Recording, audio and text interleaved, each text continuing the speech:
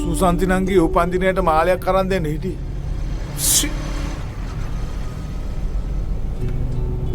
මේ පාරවත් මේක කැරකුණා නම් මම මේ පාර කොහොම හරි ඉතාලිය යනවයි කියලාමයි උන්නේ මාමා.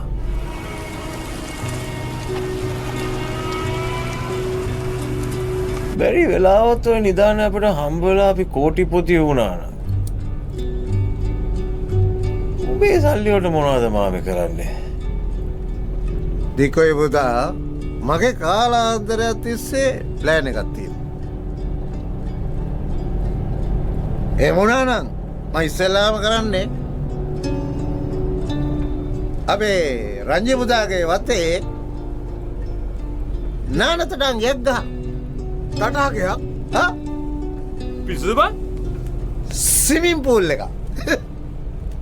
ඊට පස්සේ මං ගන්නවා වැඩට එකම එක කොල්ලෙක්. කොල්ලෙක්? ඊට පස්සේ අර නාන තටාංගනය පුරවනවා හොඳම හොඳ සීලරක් කොලි. නාලා පිරිසුදු වෙලා ඇවිල්ලා ඔළුව පහළට හිටින්න පයින්නවා ස්විමින් පූල් එක. ඊට පස්සේ කිමි දෙනවා පුතා අඩියට. අඩියෙන් බොනවා හොඳම හොඳ සීල්ලරක් උගුරක්. එම රස්සම රස උගුරක් බීලා මං එන උඩට.